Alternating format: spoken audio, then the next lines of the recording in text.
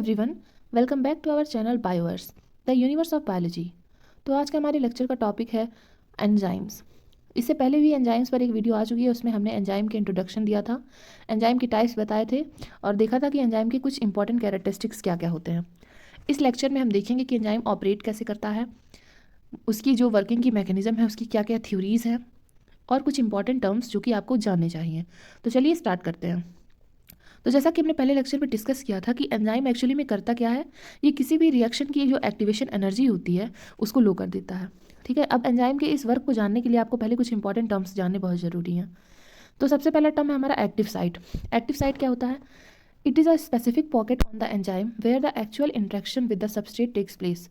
ठीक है, ये एंजाइम पे एक स्पेसिफिक पॉकेट की जैसे स्पेस होती है जहाँ पे आके सबस्ट्रेट बाइंड करता है। मतलब एंजाइम का वो हिस्सा जहाँ पे सबस्ट्रेट आके बाइंड करता है और जहाँ पे एक्चुअल में जो एंजाइम और सबस्ट्रेट का कॉम्प्लेक्स है जो फॉर्म होता है उसको एक्टिव साइट कहते हैं। ठीक है, it is the region where substrate और cofactor binds. The unique physical and chemical properties of active site accounts for the specificity of substrate. तो जैसे एंजाइम स्पेसिफिक होता है नेचर में, मतलब उसके सबस्ट्रेट जो होते हैं बहुत स्पेसिफिक होते हैं। एक एंजाइम एक तरह के सबस्ट्रेट पे ही वर्क करेगा, मल्टीपल सबस्ट्रेट पे नहीं वर्क करेगा। तो ये जो इसकी स्पेसिफिसिटी होती है, ठीक है, तो ये इसके लिए कौन रिस्पॉन्सिबल होता है? एंजाइम का एक्टिव साइट। अब देखते हैं सबस्ट्रेट क्या होता है। The molecule that is bound in the active site and is acted upon by the enzyme. जो मॉलिक्यूल एक्टिव साइट पे जाकर बाइंड करता है और जिसके ऊपर एंजाइम वर्क करता है वही आपका सबस्ट्रेट है। The enzyme substrate complex is central to the action of enzymes and is given by Charles Adolphe Wurtz in 1880। जो एंजाइम सबस्ट्रेट कॉम्प्लेक्स का जो फॉर्मेशन है, ये एंजाइम कैटालिसिस जो होती है इसका सबसे सेंट्रल पार्ट है और ये दिया गया था चार्ल्स एडोल्फे वर्ट्स के द्वारा 1880 में। Next is reaction equilibrium. जब रिएक्शन तब इक्विलिब्रियम में होता है जबकि रिएक्टेंट्स और प्रोडक्ट के कंसंट्रेशन में कोई भी चेंज ना हो। ठीक, अब रिएक्शन रेट क्या होता है? रिएक्शन रेट आपका वो रेट होता है eight which a reactant is converted into product. ठीक है, अब देखना है कि ग्राउंड स्टेट क्या होता है। ये टर्म्स बहुत इंपॉर्टेंट है, इनको आप अच्छे से समझिए। Starting point of any reaction forward और reverse with the lowest free energy. Ground state वो होता है जब कोई जैसे ए आपका रिएक्टेंट है और बी आपका प्रोडक्ट है। ठीक है, ये तो इसका जो ये स्टेट है, इसकी फ्री एनर्जी जो है वो सबसे लो है, ये इसका ग्राउंड स्टेट है। तो इसको ग्राउंड स्टेट कहते हैं जब कोई भी रिएक्शन स्टार्ट होने वाला होता है। ट्रांजिशन स्टेट क्या होता है? It is the point of highest free energy. तो लोएस्ट फ्री एनर्जी आपका ग्राउंड स्टेट है और हाईएस्ट फ्री एनर्जी है आपका transition state, in which the reactants are partially converted to product. मतलब यहाँ पे ये जो रिएक्शन है, यहाँ पे ए टोटली बी नहीं बन पाया, मतलब कि 50% ए जो है वो बी में कन्वर्ट हो चुका है और 50% अभी ए के रूप में ही प्रेजेंट है। ठीक है, तो उसको आप ट्रांजिशन स्टेट कहते हैं। अब देखिए, it is a molecular moment in which events such as bond breaking, formation, charge development have proceeded to a point where decay to product or substrate is equally likely। ठीक है, ये ऐसा point होता है या फिर ऐसा केमिकल मॉलिकुलर मोमेंट होता है जैसे यहाँ पे 50% ए जो है वो बी में कन्वर्ट हो चुका है और 50% अभी भी ए के ही फॉर्म में प्रेजेंट है। अब यहाँ से या तो ये जो है ए जो है इसमें कन्वर्ट हो या फिर ये इसमें कन्वर्ट हो, ये इक्वली लाइकली हो जाता है। मतलब दोनों चीज़ें हो सकती हैं। अब देखते हैं कि ये जो फ्री एनर्जी की अभी बात हुई है वो फ्री एनर्जी क्या होता है। तो free energy is the amount of energy that is available to do work और रिएक्शन। फ्री एनर्जी यहाँ पे सिंपली आप एनर्जी समझ सकते हैं कि जो आपका रिएक्शन प्रोसीड करवाने के लिए आपके पास एनर्जी अवेलेबल है उसी को फ्री एनर्जी कहते हैं। अब नेक्स्ट टर्म है यहाँ पे very important terms, this is activation energy या फिर इसको गिब्स फ्री एनर्जी भी कहते हैं, ऑफ एक्टिवेशन भी कहते हैं। और इसका साइन देख लीजिए, डेल्टा जी, और ये इसका साइन है। तो देखिए एक्टिवेशन एनर्जी क्या होता है? The difference between energy of ground state and transition state. मतलब यहाँ पे लोएस्ट एनर्जी जो है आपकी, यहाँ से जो आपकी हाईएस्ट एनर्जी है ट्रांजिशन स्टेट की, इन दोनों के बीच में जो डिफरेंस होता है इसी को एक्टिवेशन एनर्जी कहते हैं। ठीक है, the difference between energy of ground state and transition state is called activation energy. Higher activation energy results in lower reaction rate. Genuine सी बात है, अगर आपको ग्राउंड स्टेट से ट्रांजिशन स्टेट में जाने के लिए हाई अमाउंट ऑफ एनर्जी चाहिए तो आपका जो रिएक्शन रेट रहेगा वो स्लो हो जाएगा क्योंकि कम मॉलिक्यूल्स इस बैरियर को पार करके यहाँ पे जा पाएंगे। और अगर ये एक्टिवेशन एनर्जी आपका लो है तो ज़्यादा से ज़्यादा लोग यहाँ पे जा सकेंगे। फॉर एग्जांपल, अगर मान लीजिए कोई एग्ज़ाम हुआ 100 मार्क्स का, ठीक है, तो उसमें 35 मार्क्स बहुत सारे लोगों के आए होंगे लेकिन 95 मार्क्स बहुत कम लोगों के आए होंगे। तो यहाँ पे अमाउंट ज़्यादा है और यहाँ पे अमाउंट कम हो जाएगी। तो यही एक्टिवेशन एनर्जी के साथ भी, अगर एक्टिवेशन एनर्जी कम है तो ज़्यादा से ज़्यादा मॉलिक्यूल्स नेक्स्ट स्टेट में जा पाएंगे, इस वजह से जो आपका रिएक्शन का रेट होगा वो हायर होगा। लेकिन अगर आपकी एक्टिवेशन एनर्जी बहुत हाई है तो इक्का दुक्का मॉलिक्यूल ही इस ट्रांजिशन स्टेट में जा पाएंगे इस एक्टिवेशन एनर्जी के बैरियर को पार करके, ठीक है। तो चलिए देखते हैं कि activation energy is the barrier of the reaction and to recover this barrier catalyst are used. तो आपके मन में ये ख्याल आ सकता है कि अगर एक्टिवेशन एनर्जी जो है वो रिएक्शन के रेट को लो करती है या रिएक्शन के रेट के इन्वर्सली वर्क करती है तो एक्टिवेशन एनर्जी की ज़रूरत क्या है, ठीक है। तो देखिए, activation energy crucial to life. Without this barrier complex macromolecule will revert spontaneously to simpler forms and then complex highly ordered structure could not exist, crucial for regulation and direction as well। देखो, जब आप कोई, जैसे हम सब जानते हैं कि एटम से मिलकर हम सब बने हुए हैं, ठीक है, कॉम्प्लेक्स मॉलिक्यूल्स बने हुए हैं। किसी भी बेसिक चीज़ से मिलकर बहुत सारे बेसिक चीज़ों के एक्युमुलेशन से कोई एक कॉम्प्लेक्स मॉलिक्यूल बनता है। जैसे फॉर एग्जांपल आपका अमीनो एसिड्स मिलकर प्रोटीन बनाते हैं, ठीक। तो अगर यहाँ पे इस रिएक्शन में, और ये रिवर्सिबल रिएक्शंस होते हैं, मतलब प्रोटीन फिर टूट के अमीनो एसिड में भी बन सकता है। तो अगर देखिए इस रिएक्शन की एक्टिवेशन एनर्जी अगर ना रहे तब तो ठीक है, कोई बात नहीं। लेकिन अगर इस रिएक्शन की एक्टिवेशन एनर्जी ना रहे तो हमेशा तो कोई कॉम्प्लेक्स स्ट्रक्चर बन ही नहीं पाएगा। हमेशा हमेशा जितने भी कॉम्प्लेक्स स्ट्रक्चर्स रहेंगे वो इजी सिंपल स्ट्रक्चर्स में टूट जाएंगे।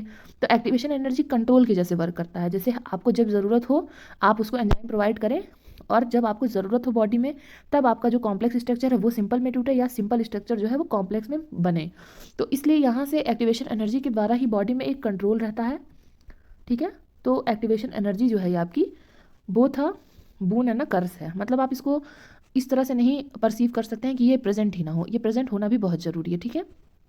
अब नेक्स्ट टर्म देखते हैं। ये देखिए, ये डायग्राम देखिए आप लोग, ये आपकी फ्री एनर्जी की इधर एक्सिस पे फ्री एनर्जी है आपका वाई एक्सिस पे, और ये आपका रिएक्शन का कोऑर्डिनेट है, ठीक है। अब देखिए सबसे लो एनर्जी कहाँ पे है, फ्री एनर्जी सबसे लो है ग्राउंड स्टेट पे। फिर ये धीरे धीरे बढ़ रही है और यहाँ ट्रांजिशन स्टेट पे पहुँच रही है। ट्रांजिशन स्टेट है। अब ये ट्रांजिशन स्टेट और ग्राउंड स्टेट के बीच की देखिए एनर्जी जो है ये आपकी एक्टिवेशन एनर्जी है, ठीक है। अब देखिए जब आपका एंजाइम अप्लाई हो जाता है, यहाँ पे देखिए आपका प्रोडक्ट बन रहा है, ठीक है। यहाँ पे आपका रिएक्शन, ये रिएक्टेंट का ग्राउंड स्टेट है और ये आपके प्रोडक्ट ग्राउंड स्टेट है, ठीक है। यहाँ पे कैटलिस्ट नहीं लगाया गया है, तो ये नॉर्मली आपका इतना सारा एक्टिवेशन एनर्जी यहाँ पे आपको क्रॉस करना पड़ेगा। अब चलिए नेक्स्ट देखते हैं कि टर्म क्या है, फिर देखते हैं कि जब कैटलिस्ट लग जाएगा तो फिर क्या होगा। स्टैंडर्ड फ्री एनर्जी चेंज क्या होता है? Free energy change of a system under standard conditions, जैसे कि temperature 298 K, partial pressure of 1 atm and concentration of each 1 molar, then this is called standard free energy change, और इसका sign है delta G not. मतलब जब सारे condition आपके standardised होते हैं, जैसे कि टेम्परेचर 298 के हो गया, पार्शियल प्रेशर 1 atm का हो गया, 1 मोलर कंसंट्रेशन हो गया सॉल्यूट का, तो उस कंडीशन में जो फ्री एनर्जी का चेंज होता है उसको स्टैंडर्ड फ्री एनर्जी का चेंज कहते हैं। अब biochemical standard free energy change क्या होता है? Biochemical standard free energy change होता है जबकि इन सारे स्टैंडर्ड कंडीशन के साथ एक और स्टैंडर्ड कंडीशन लग जाए कि आपका पीएच जो है 7 हो जाए, और इसको डिनोट करते हैं डेल्टा जी डैश नॉट से, ठीक। तो ये छोटे छोटे माइनर डिफरेंस है लेकिन ये इंपॉर्टेंट होते हैं। अब देखिए इसके पीछे कॉन्सेप्ट देखिए आप कि कैसे वर्क करती हैं चीज़ें। For the reaction to occur, the reactant must reach a higher energy state after overcoming the energy barrier, that is activation energy। मतलब जो रिएक्शन अकर करता है वो ग्राउंड स्टेट में तो करता नहीं है, कभी भी ग्राउंड स्टेट में कोई रिएक्शन नहीं अकर करता है। ग्राउंड स्टेट स्टेबल स्टेट होता है, ग्राउंड स्टेट को जाना पड़ता है ट्रांजिशन स्टेट में जहाँ पे रिएक्शन अकर करता है। तो यहाँ पे हमें ये पता चल रहा है कि अगर एक रिएक्शन होना है तो जो रिएक्टेंट है उसको ये ग्राउंड स्टेट छोड़ के जाना पड़ेगा ट्रांजिशन स्टेट में, और ये कैसे करता है? ये एनर्जी बैरियर को क्रॉस करके, ठीक है। This is where enzyme comes in role. It lowers the activation energy and hence more molecules are able to cross the energy barrier resulting into higher rate of reaction। ये देखिए यहाँ पे जब enzyme का use नहीं किया गया है, एंजाइम का यूज़ नहीं किया गया तो यहाँ पे एनर्जी बैरियर इतना बड़ा है, मतलब एक्टिवेशन एनर्जी आपकी इतनी लग रही है। और जब यहाँ पे एंजाइम का यूज़ कर दिया गया तो एक्टिवेशन एनर्जी बस इतनी लग रही है। देखिए ये एंजाइम ने इसका एक्टिवेशन एनर्जी को लोअर कर दिया गया है। तो जब एंजाइम और सबस्ट्रेट का जब यहाँ पे इंटरेक्शन होता है तो कई सारे ऐसे कॉम्प्लेक्सेस फॉर्म होते हैं जो थोड़ी देर के लिए फॉर्म होते हैं, फिर वो नेक्स्ट चेंज होते जाते हैं, मतलब इंटरमीडिएट आपके कॉम्प्लेक्सेस फॉर्म होते हैं, जैसे कि enzyme substrate complex, enzyme product complex, ठीक है। तो ये इंटरमीडिएट होते हैं जो कि शॉर्ट मोमेंट के लिए फॉर्म होते हैं, जो कि यहाँ पे when the ground state of P is lower than S then reaction is exergonic and vice versa, ठीक है। जब प्रोडक्ट का ग्राउंड स्टेट जो होगा वो रिएक्टेंट के ग्राउंड स्टेट से कम होगा या लोअर होगा तो जो रिएक्शन होगा वो एक्सर्गोनिक होगा। ठीक है। एक्सर्गोनिक मतलब यहाँ पे एनर्जी का रिलीज होगा, एनर्जी जो होगी वो रिलीज होगी, ठीक है। और जब अगर ये वाइस वर्सा मतलब कि अगर जो प्रोडक्ट है वो हायर पे है और जो रिएक्टेंट है वो लोअर पे है, तो यहाँ पे रिएक्शन हो जाएगा एंडरगोनिक, मतलब कि एनर्जी को एब्जॉर्ब करेगा ये रिएक्शन, ठीक है। आगे बढ़ते हैं। अब देखिए रिएक्शन इंटरमीडिएट्स क्या होते हैं। Any species on the reaction pathway that has a finite chemical life time, मतलब जो फाइनाइट मोमेंट के लिए बनता है केमिकल रिएक्शन में और उसके बाद में फिर वो खत्म हो जाता है या फिर दूसरे फॉर्म में चेंज हो जाता है। अब रेट लिमिटिंग स्टेप क्या होता है। When several steps occur in a reaction the overall rate is determined by the step with highest activation energy, that is rate limiting step. जिसकी सबसे ज़्यादा एक्टिवेशन एनर्जी रहेगी वही रेट लिमिटिंग होगा, ठीक है। अब आगे बढ़ते हैं, how to lower the activation energy. अब ये भी तो समझना पड़ेगा कि एंजाइम एक्टिवेशन एनर्जी को लो तो करता है, लेकिन लो करता कैसे है। सोर्स क्या है एक्टिवेशन, अगर आपको किसी एनर्जी को कम करना है, मतलब अगर आप किसी चीज़ को कम करें, जैसे मान लीजिए अगर आपकी कहीं पे फीस है, अगर आपको वो फीस प्रोवाइड करनी तो पहले आपको कहीं से मनी प्रोवाइड करनी पड़ेगी ना, तो वो प्रोवाइड कहाँ से करता है, सोर्स क्या होता है। The source of the energy required to lower the activation energy comes from the binding of enzyme and substrate. Enzyme जब सबस्ट्रेट से बाइंड करता है, इस बाइंडिंग के द्वारा ही वो एक्टिवेशन एनर्जी को कम करता है। Rearrangement of covalent bonds during an enzyme catalysed reaction, जब एंजाइम जो है वो सबस्ट्रेट से बाइंड करता है, कैसे बाइंड करता है, कोवेलेंटली, तो यहाँ पे कई सारे कोवेलेंट बॉन्ड्स का फॉर्मेशन होता है। Chemical reaction of many types takes place between substrate and enzyme. The catalytic functional groups on enzyme may form a transient and covalent bond with the substrate and activate it. These reactions generally occur at active site. Active site पे बहुत सारे bond formations होते हैं, covalent bond formation होते हैं, और other source is weak non-covalent interactions between substrate and enzyme which stabilize protein structure. Protein structures को stabilise करने के लिए बहुत सारे नॉन कोवेलेंट इंट्रैक्शन भी अगर करते हैं, और जो कोवेलेंट बॉन्ड फॉर्मेशन होता है एंजाइम और सबस्ट्रेट के बीच में, ये दोनों तरह के जो इंट्रैक्शन होते हैं वो कंट्रीब्यूट करते हैं एक्टिवेशन एनर्जी को लोअर करने में, ठीक है। बहुत सारे यहाँ पे जितने भी इंट्रैक्शन हैं, नॉन कोवेलेंट इंट्रैक्शन जैसे कि हाइड्रोजन बॉन्ड, आयनिक इंट्रैक्शन, हाइड्रोफोबिक इफेक्ट एक्सेट्रा, या फिर कोवेलेंट बॉन्ड फॉर्मेशन, ये दोनों जो बॉन्ड के फॉर्मेशन होते हैं ये मिलकर एक्टिवेशन एनर्जी को लो करने में मदद करते हैं। अब एंजाइम और अदर कैटलिस्ट में क्या डिफरेंस है। एंजाइम ईएस कॉम्प्लेक्स फॉर्म करता है जो कि और कोई भी कैटलिस्ट नहीं फॉर्म करता है। एंजाइम आपका बायो कैटलिस्ट है, मतलब आपके बायोलॉजिकल कैटलिस्ट है, मतलब कि आपके बॉडी के अंदर प्रेजेंट होता है। तो उसमें और एक कोई नॉर्मल कैटलिस्ट में क्या डिफरेंस है कि वो ईएस कॉम्प्लेक्स सिर्फ एंजाइम फॉर्म करता है, ठीक है। अब देखते हैं बाइंडिंग एनर्जी क्या होती है। Binding energy is the formation of each weak interaction in ES complex is accompanied by formation and release of a small amount of free energy that stabilises the reaction. अब जैसे हम सब जानते हैं bond formation मतलब क्या, bond formation भी एक तरह का केमिकल रिएक्शन है, ठीक है। वहाँ पे एक जब बॉन्ड का फॉर्मेशन होता है तो वहाँ पे एक छोटी सी एनर्जी, छोटे अमाउंट में एनर्जी भी फॉर्म होती है और रिलीज होती है, और उसको हम रिएक्शन उसी से स्टेबलाइज होता है। The energy derive from enzyme substrate reaction is called binding energy. इस इंट्रैक्शन के द्वारा जो एनर्जी फॉर्म होती है और रिलीज होती है उसी को हम बाइंडिंग एनर्जी कहते हैं। जैसे ईएस कॉम्प्लेक्स जो बन रहा है, मतलब एंजाइम जो है सबस्ट्रेट से जब बाइंड कर रहा है तो इस बॉन्ड फॉर्मेशन में भी कुछ एनर्जी जो होती है फॉर्म होती है और रिलीज भी होती है। तो ये एनर्जी जो रिलीज होती है स्मॉल अमाउंट में रिलीज होती है, लेकिन रिलीज होती है, तो इसी एनर्जी को हम बाइंडिंग एनर्जी कहते हैं। It is the major source of free energy used by the enzymes to lower the activation energy. तो यहाँ पे क्वेश्चन अराइज होता है ना कि एक्टिवेशन एनर्जी को कैसे एंजाइम लो करता है, तो with the help of binding energy. This binding energy contributes to specificity as well as to catalysis, and also enzymes active site are not specific to the substrates but to the transition state of those substrate. अब देखिए ये जो theory है, ये जो बात है कि एंजाइम की एक्टिव साइट होती है जो वो सबस्ट्रेट के स्पेसिफिक नहीं होती है बल्कि सबस्ट्रेट के ट्रांजिशन स्टेट के स्पेसिफिक होती है, ये हम आगे पढ़ेंगे। और इसी बाइंडिंग एनर्जी का साइन देख लीजिए डेल्टा जी, और यहाँ नीचे छोटा सा बी। अब आ जाते हैं हम मॉडल्स ऑफ एंजाइम एक्शन पे। यहाँ पे हम अच्छे से देखेंगे कि एंजाइम आखिर वर्क कैसे करता है या फिर अपने सबस्ट्रेट को कैसे पहचानता है। तो पहला यहाँ पे मॉडल है लॉक एंड की मॉडल बाय एमिल फिशर इन 1894। तो जो पहला एंजाइम के फंक्शन का मॉडल दिया गया था उसका नाम था लॉक एंड की मॉडल, और वो दिया गया था एमिल फिशर के द्वारा। इस मॉडल में क्या बताया गया था, इसमें एमिल फिशर ने ये बताया था कि enzymes were structurally complementary to their substrate so that they fit like lock and key. यहाँ पे इन्होंने ये बताया कि जैसे मान लीजिए ये एंजाइम है, तो ये जो है ये एक अपने सबस्ट्रेट के हिसाब से जो है वो बनाई गई है कि सबस्ट्रेट आके यहाँ पे बिल्कुल फिट हो जाए। जैसे एक लॉक एक की में फिट हो जाता है ना, उस तरह से। मतलब ये एंजाइम है और ये सबस्ट्रेट है और ये as it is lock and key तरह एक दूसरे में आके फिट हो जाते हैं। This model is discarded due to the following reason. अब देखिए ये मॉडल तो इन्होंने दे दिया, लेकिन ये मॉडल डिस्कार्ड क्यों हुआ ये रीज़न जानिए। Enzyme completely complementary to its substrate would be a poor enzyme. अगर कोई एंजाइम सबस्ट्रेट से कॉम्प्लीमेंट्री है, मतलब कि सबस्ट्रेट मतलब क्या होगा, ये ग्राउंड स्टेट है। अगर ग्राउंड स्टेट से कोई एंजाइम कॉम्प्लीमेंट्री है तो वो उसको ट्रांजिशन स्टेट में कभी जाने ही नहीं देगी, तो ये पुअर एंजाइम हो जाएगी। ठीक है, this is because the enzyme in its normal state does not performs a function. So after binding with substrate, if both are exactly complementary, then there is no room for substrate transition state. Such an enzyme impedes the reaction, stabilizes the substrate instead. अगर ये इसको enzyme जो है आपका, अगर इस substrate को ground state में लॉक कर देगा तो कोई रिएक्शन अकर करेगा नहीं, अकर करेगा। ठीक है, इसलिए ये थ्योरी डिस्कार्ड कर दी गई। अब सेकेंड थ्योरी देखते हैं। सेकेंड थ्योरी है induced fit model by Koshland in 1958।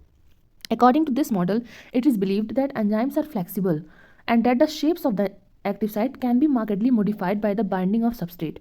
The binding of substrate induces a conformational change in the enzyme that result in a complementarity fit once the substrate is bound.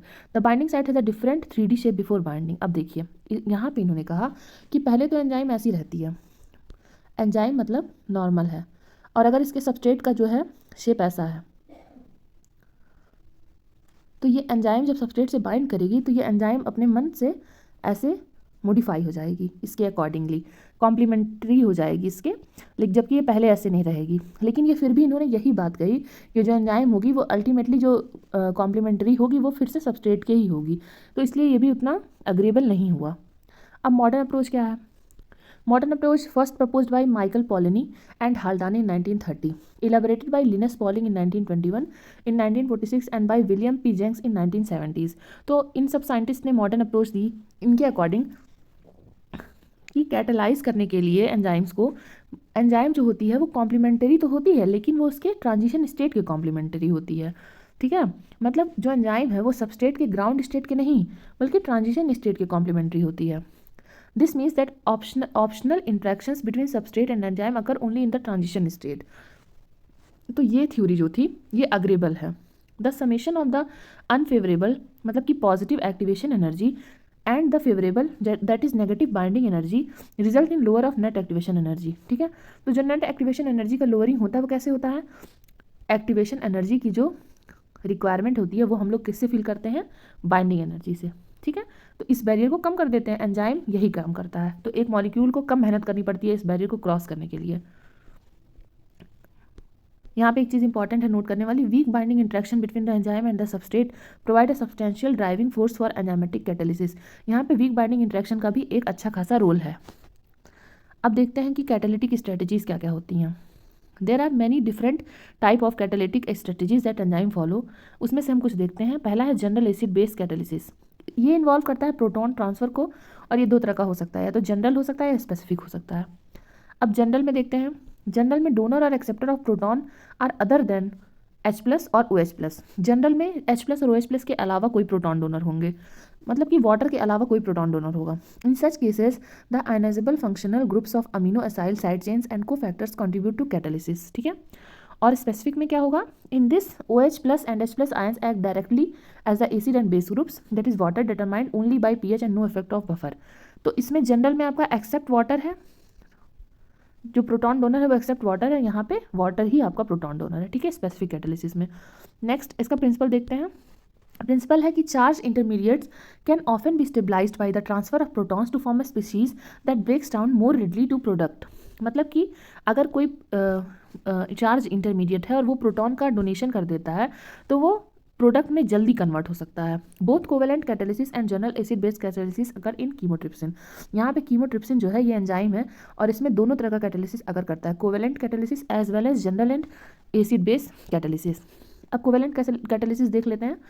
Covalent catalysis involves the formation of a reversible covalent bond between the enzyme and substrate.